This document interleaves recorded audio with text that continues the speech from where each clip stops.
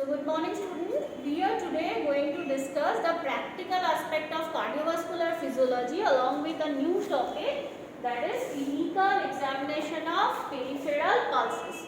Now what do you mean by the word peripheral pulses? Peripheral pulses means anatomically they are located in the periphery, where either in the superior extremity or in the inferior extremity. Say in the superior extremity we are going to examine the brachial pulse, radial pulse and ulnar pulse, whereas in the inferior extremity we shall try to examine femoral, popliteal, anterior tibial and arterial dorsalis space. These are the pulses we are going to examine under the heading of clinical examination of peripheral pulses. Now as the name depicts, peripheral pulse, so there is something that is called central pulse. Anatomically, central pulse is located at the center of midline, surrounding the midline. Where it is located? Central pulse is principally located in the neck. Come on. Where, say, you have to examine the subject. First, you have to ask for the permission. Jepida, examine kori? Okay. So then you have to go for proper exposure. I have already exposed him, so no problem in examining the neck region. Okay. Again, another important thing is that you, the examiner, have to sit or have to stand right to the subject. So say if I am going to examine his right central pulse, that is nothing but common carotid is going to be bifurcated and the external carotid we are going to examine. So to examine the external carotid, we have to move the neck towards the opposite side and make the medial border of sternocleidomastoid prominent. So once this one is the medial border of sternocleidomastoid, you can go or you can have an arbitrary finding of the anterior upper 1/3 and lower 2/3, midpoint between the upper 1/3 or lower 2/3, or again another important thing, you can go from the mentum downwards and fill the Adam's apple. This is nothing but the thyroid cartilage. From the thyroid cartilage, draw a vertical margin and the point where it is going to cross sect the medial border of sternocleidomastoid, palpate there with your thumb. Please mind that central pulse, that is carotid artery pulsation, is always and always palpated with the help of the thumb. Whereas the peripheral pulses, that is say for radial pulse or brachial pulse, we have to examine it with the help of these three fingers. That is this one, index finger, next middle finger, and the third one, that is the ring finger. So clinical examination of peripheral pulses is done with the help of these three fingers. And what are the headings under which we are going to examine the clinical pulse, peripheral pulses? That are rate, rhythm, volume, character, condition of the arterial wall, delay, that is radial delay or radiofemoral delay, and the clinical examination of all other peripheral pulses. Now students, please mind it one thing, that if the teacher asks or the examiner asks you for clinical examination of radial pulse, then the seventh point, that is clinical examination of all other peripheral pulses, you don't need to utter it at all. Okay. But when someone says you for the clinical examination of peripheral pulses, then this seventh point is also important, because you have to locate the anatomy of these pulses. Now first we will go for clinical examination of radial pulse. So radial pulse, where does it located? For radial pulse examination, again we will go for proper exposure. If someone has full sleeve shirt, then please go off it. Then first, make the arm semi-flex and semi-pronated. Make the arm, hand, forearm semi-flex and semi-pronated. Then palpate with these three fingers, index finger, middle finger and ring finger.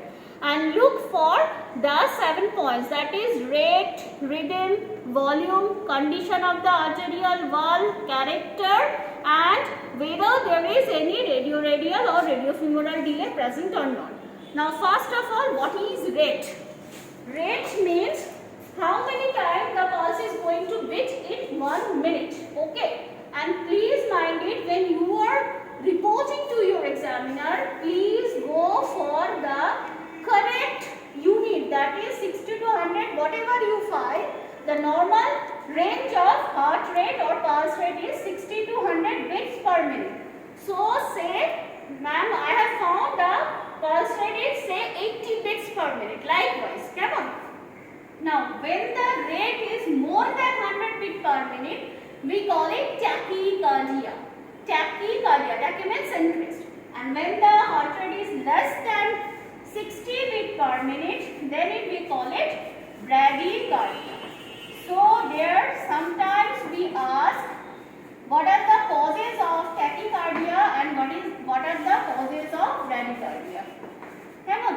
The most common physiological cause of tachycardia is after exercise.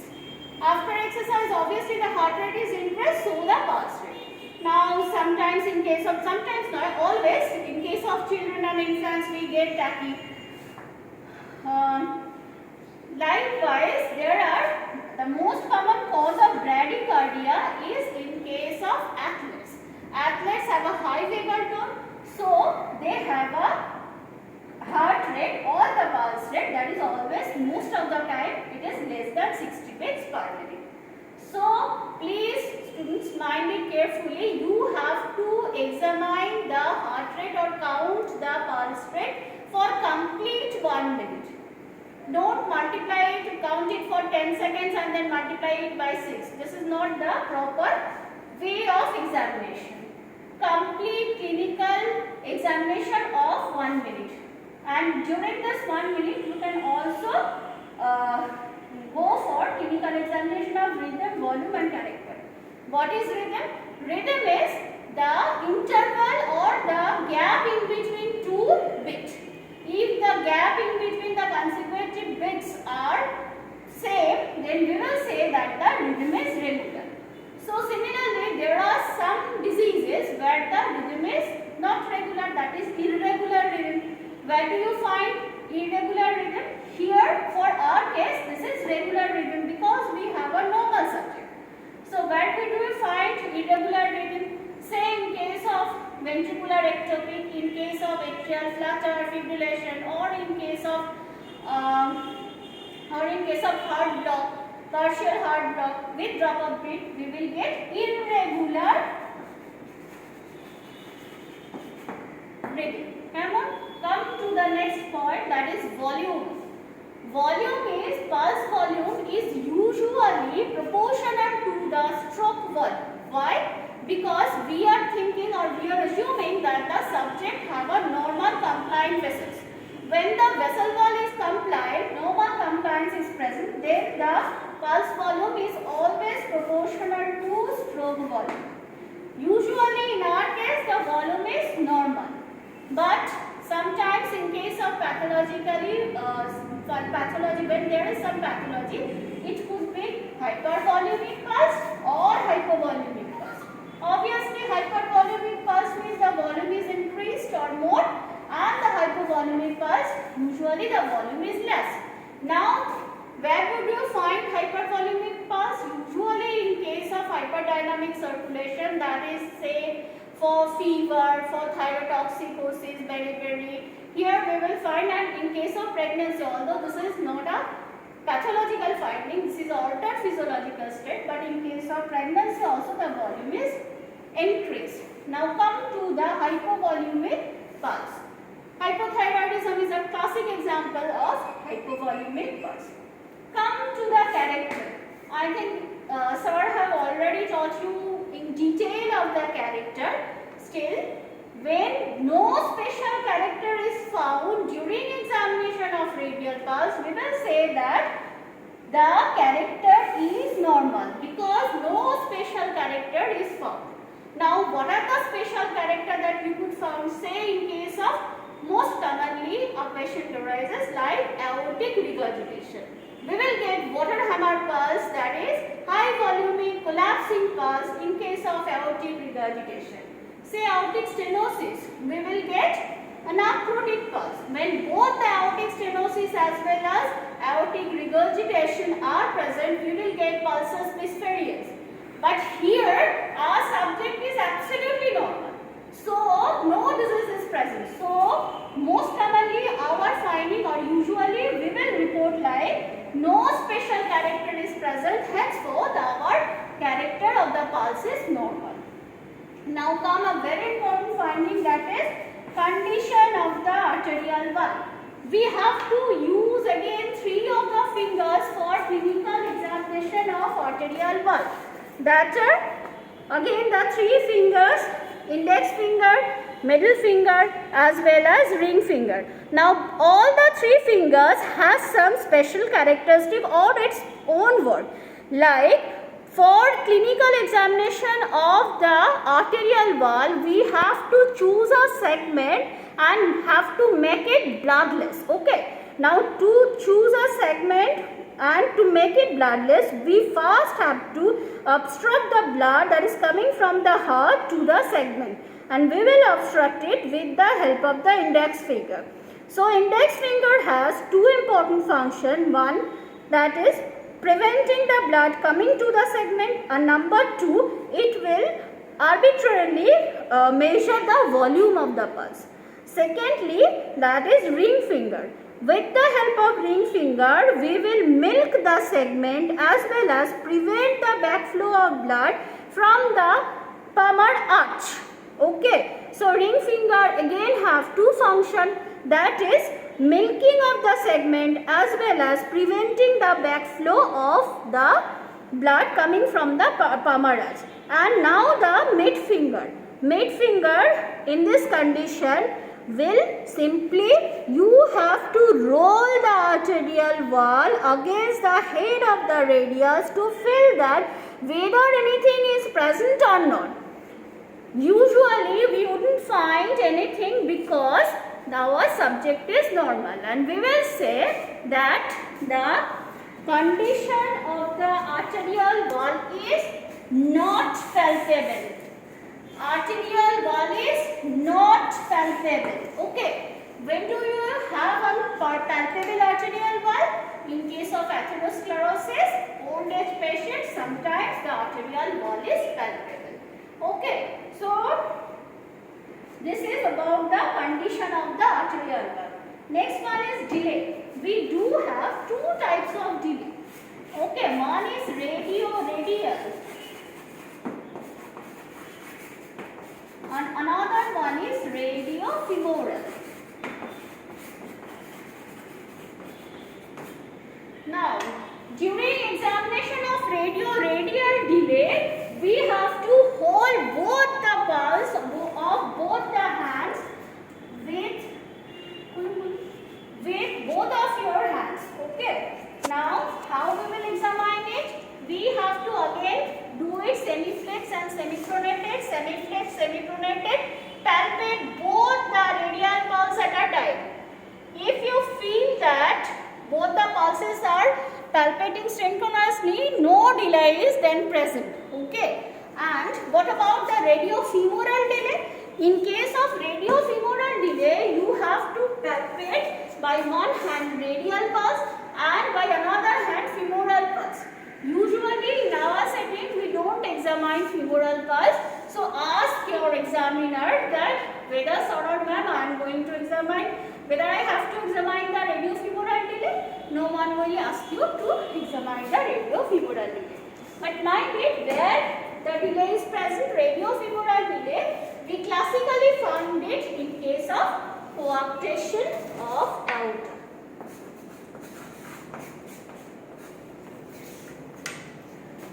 Now the last point, that one is clinical examination of all other peripheral pulses. All other peripheral pulse, first we are going to examine what are the pulses. In the superior extremity, we will examine the brachial pulse, radial pulse, ulnar pulse, femoral, In the inferior extremity, femoral, popliteal, anterior tibial, dorsalis pedis. Come. First one is brachial. For clinical examination brachial pulse, you have to flex the arm so that the tendon of biceps brachii is now going to be prominent. Once the tendon of biceps brachii is prominent, just palpate medial to it. You can find the palpation, and this is the pulsation of brachial artery. So this one is brachial pulse.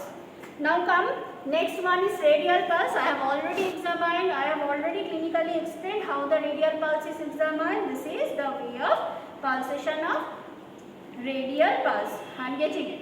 Now the ulnar pulse. Just go a little bit medial to it. You will find the ulnar pulsation. Here is radial, and here you will find the ulnar pulse. Femoral pulse, we don't need to examine it. Popliteal pulse.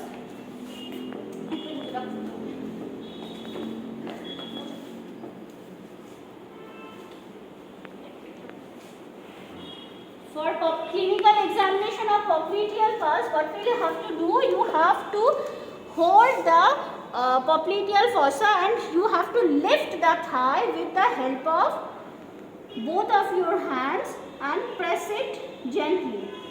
You will find the popliteal pulse in the popliteal fossa. Okay, next one is anterior tibial. Come to anterior tibial. This one is medial malleolus and this one. So you just press medial to the medial malleolus. Here is anterior tibial. Next one is, last one is dorsalis pedis. To find dorsalis pedis, you have to first dorsiflex. Dorsiflex the great toe. So the first extensor tendon is going to be prominent. With this, you have to press lateral to extensor tendon, mostly at the arch tip of the maximum point of the arch, just below it. You will find arteria dorsalis pedis. So these are the sites where you will going to examine the peripheral pulses. And if somebody says you to examine, for examination of all other peripheral pulses is needed, then only you have to examine all these sites. Otherwise, if someone says you for clinical examination radial pulse, then you have to examine breadth, rhythm, volume, character, condition of the arterial bulb and radial tip.